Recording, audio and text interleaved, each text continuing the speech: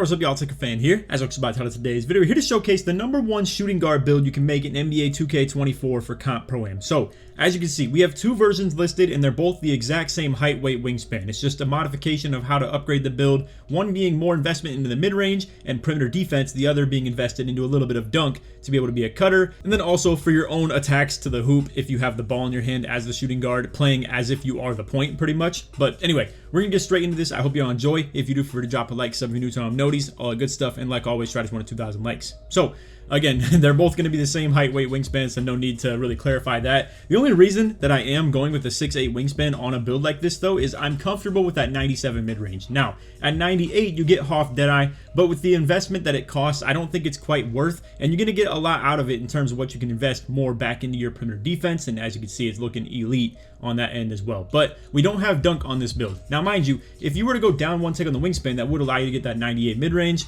It is obviously just 1 tick on the wingspan, so it's not a huge deal, but obviously we're going to max that out as far as we can for whatever ratings I'm going to be shooting for in the build. And as you can see, the 97 mid, 92 three-pointer, it's enough for the silver limitless. It's not like this stands out as an amazing rating, but it's definitely doable. I've been seeing my boy Gucci hit with 92 three-pointer at a ridiculous rate in this Comp Pro-Am stuff that we've been running with, and he is hitting so many contested shots, it's unbelievable. And he actually only has 79 mid-range. Now, we're actually going to showcase his exact build on the second version that we're going to show after this one, but I just wanted to show my own take on what I think the best shooting guard builds are in 2K24. Now, to be fair, having no dunk as a shooting guard makes you a little bit limited. If your team utilizes you the right way, where you're constantly using wraps and, you know, other little things like the two-step is what we call it, where you're going to dex over to that same hash that you're spotting up on, then with all that as the utilization and what you're mainly looking for, it'll be plenty usable off-ball, not to mention, obviously, the fact that we're mainly wanting this to be such an elite scorer when you have the ball in your hands as the two-guard, and more of a secondary ball handler, essentially. So,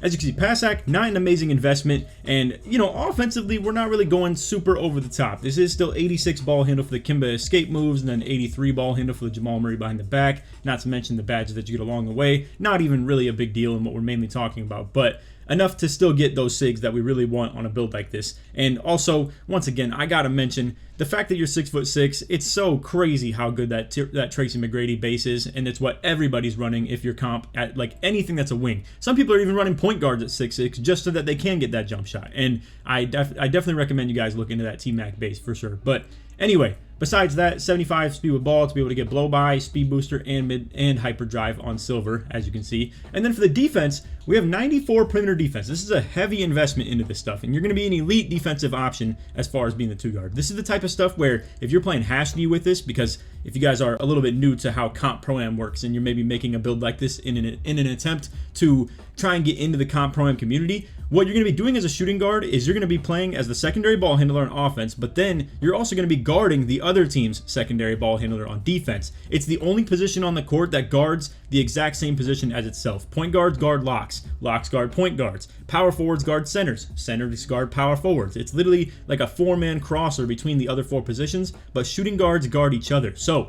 when you implement some things like wraps into the equation, where you're going to be like, you know, having your hash wrap across to the other side of the court and your point guard runs across at the same time, or bucks as we call it, where the center has the ball in the middle of the court and both guards wrap at the same time off ball, it's very frustrating to not be able to switch with your shooting guard if you're a pure lock in 2K24. I mean, you're really expected to do a whole lot as a lockdown if your shooting guard defender is not very good. And what I mean by that is, let's say someone made a shooting guard but only ended up at some defense like this with 72 prim D, and you're not expected to be able to play very good on-ball D if you get switched on to the other team's point guard. But with this right here, you're definitely expected to play very good defense. Hoff Challenger, gold fast feet, Hoff workhorse ankle braces, 94 feet on Hall of Fame 2, gold clamps. You still got 85 steel for the silver glove, silver interceptor, and silver right stick ripper as well. And then mediocre speed and acceleration, but for the most part, acceleration isn't going to influence how much you're going to move with the ball in this build's case, because you're obviously playing with the Magic Johnson dribble style, or pro if you would like as well, but you can get a 70 speed ball. But anyway, as far as the strength investment, just enough for gold clamps, again, enough speed for that speed booster, and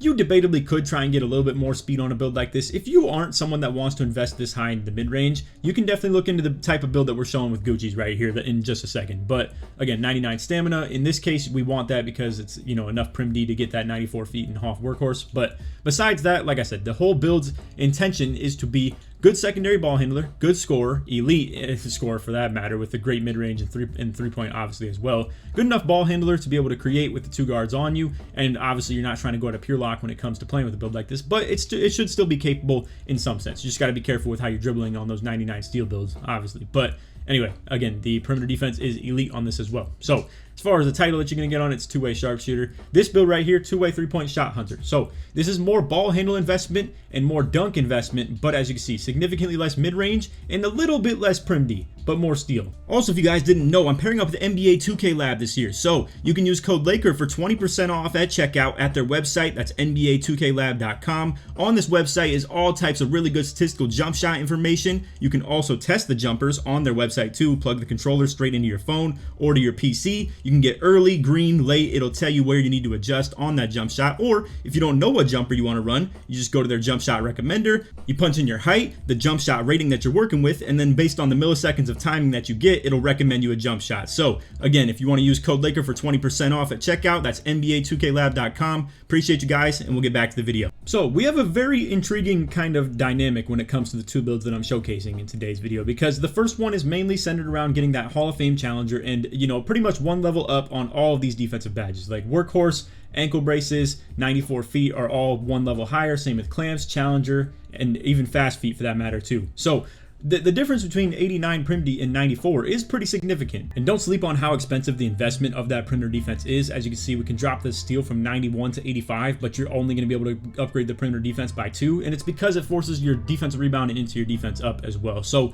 that's why we have a little bit of trouble with that dynamic. But again, this is mainly what we're looking for out of a build like this. You're going to be at that threshold of enough perimeter defense to be comfortable, but it's not exactly something you want to just throw on ball consistently. But depending on the player that's playing with it, like Gucci in this case as well, you definitely feel confident with this, even having to guard a point guard if it is in a situation that it has to. As far as the speed goes, it's going to be very good for your defense, not to mention you need 86 for gold speed booster regardless, or if you would like to get it through acceleration, you can do that too. But in this case, we're only going for enough acceleration to get that fast feet, because as you can see, we would need 92 prim D to be able to get that any higher as a level, and we're not going to be able to achieve that type of balance on that. There's one little switch of investment that you could make with the dunk, where if you wanted to go for 50, I'm a big advocate of still even feeling okay with stuff like this, where it's like Mono Ginobili dunk package, you get the CJ McCollum as well. It's enough to get the job done in my opinion, whereas like 65 is enough for the athletic hangs off one, which is a very good dunk package, but it's a little bit hard to proc sometimes with exactly 65 rating versus if you had it a little bit higher. But either way,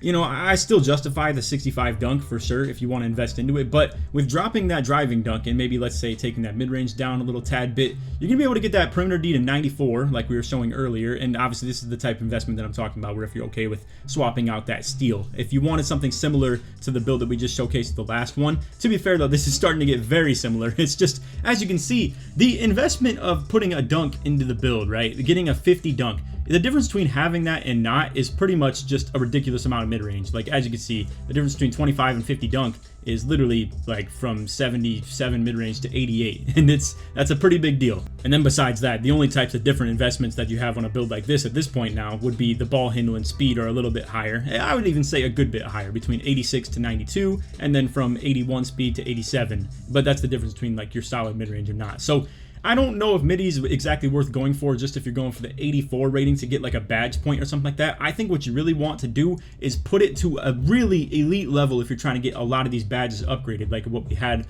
on the other build. But for the most part, I think if you leave this build intact and you want to be able to dunk reliably and still get the standing dunks, and you want to be used as a cutter, a little bit more of an off-ball 2-guard while still having a really good, you know, secondary ball handler bag to you, you definitely could go for that. Same with if you want to fuse either of these 2 builds together with the styles of upgrades that we had. Like for instance, if you wanted 86 ball handle and also were okay with dropping that speed down to like 81 as well, you're looking at about 3 overall points that you can invest back now, which could be into your mid-range as well, or maybe more elite dunking if you wanted that, or to have the more elite perimeter defense like we were talking about as well. So you got a lot of modifications you can make, but I just wanted to show you 2 templates between these 2 that in my opinion can definitely dominate in the comp pro-am scene.